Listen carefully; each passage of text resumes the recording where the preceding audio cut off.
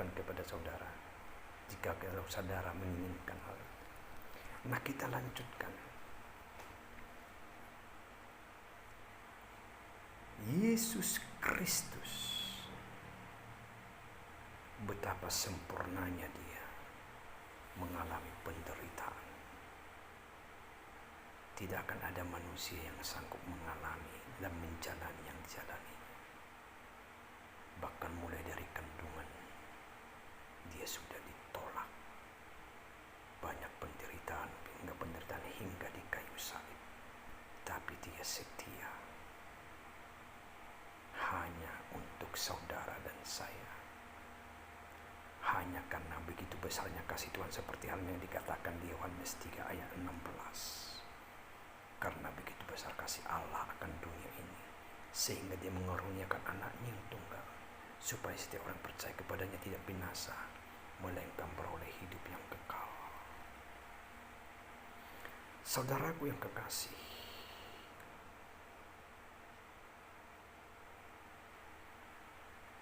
inilah yang menjadi pesan Tuhan yang digerakkan untuk saya perkatakan saat ini, di mana menjadi kesimpulannya adalah Tuhan Yesus Kristus adalah milik semua orang. Tuhan Yesus Kristus mencintai semua orang. Poin berikutnya, Tuhan Yesus Kristus tidak membawa agama, tetapi membawa keselamatan.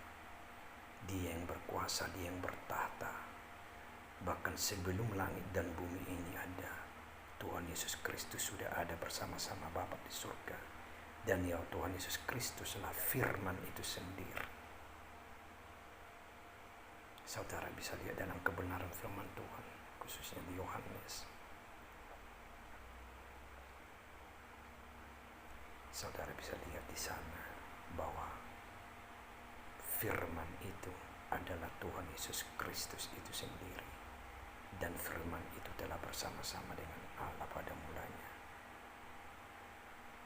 Mereka menyatu, mereka satu dalam satu kesatuan. Allah itu Esa menyatu. Dan di dalam keesaan itu, di dalam unsur keesaan itu, dalam roh kemuliaan itu, ada aliran rohnya masuk ke dalam darah Maria. Itulah Yesus Kristus itu, yaitu bagian roh kemuliaan yang menjelma sebagai anak manusia. Dan sesudah Yesus bangkit, dia hidup, dia naik ke surga. Bagian roh itu juga Roh Kudus yang menuntun, membimbing kita, senantiasa menginsafkan, menolong kita dengan karyanya.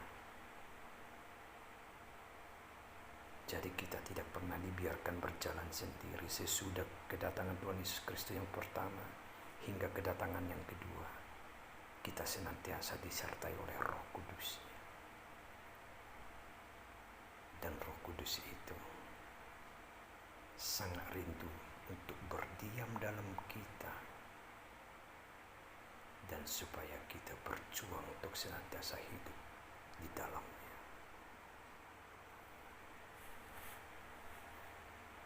Poin yang berikutnya,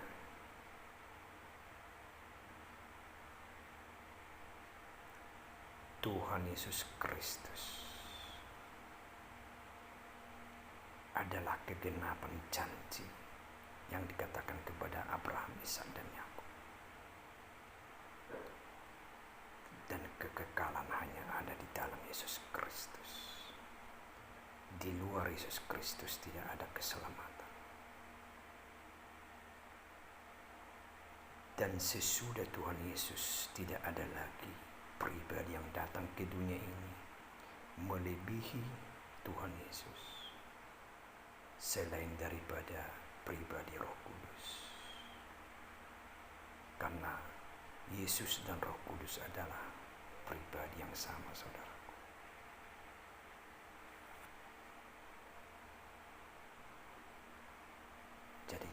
juga di antara saudara yang berkata, Roh Kudus itu adalah malaikat. Beda malaikat, beda Roh Kudus. Bapa, Anak, dan Roh Kudus itu adalah satu kesatuan. Makanya setiap Roh Kudus datang kepada umatnya, menghampiri umatnya, dia selalu memperkatakan pribadi Yesus Kristus, saudaraku. Dia memperkenalkan namanya dengan pribadi Yesus Kristus.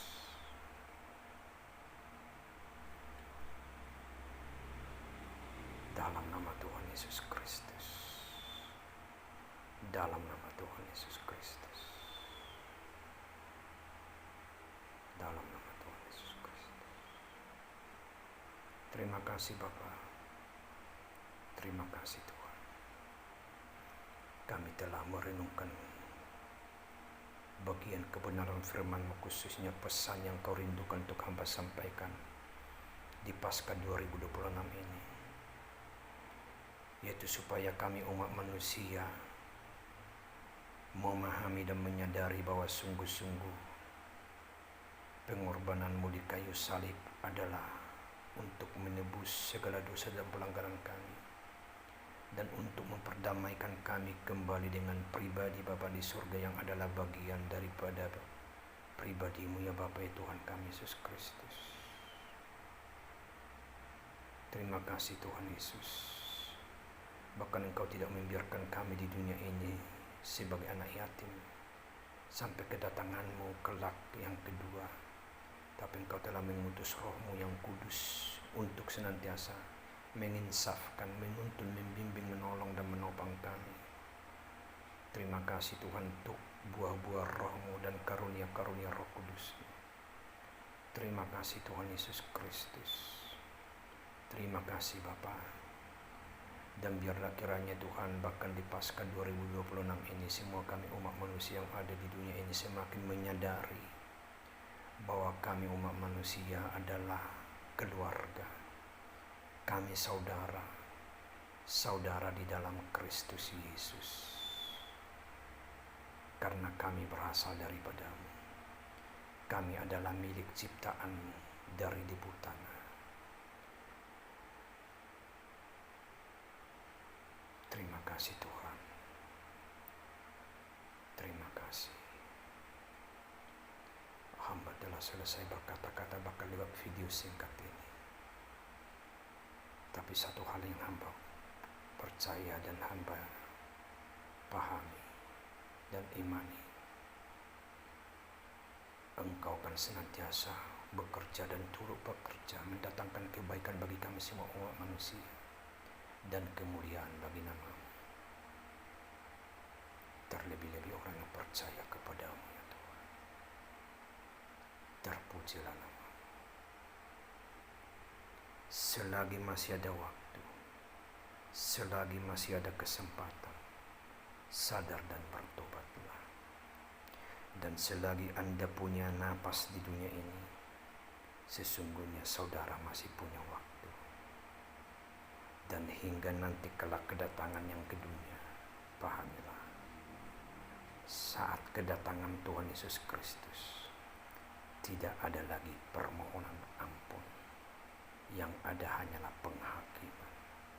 Dan biarlah di hari kedatangannya kelak, kita sudah ada di dalam kebenaran firman Tuhan. Terpujilah Tuhan. Selamat Paskah.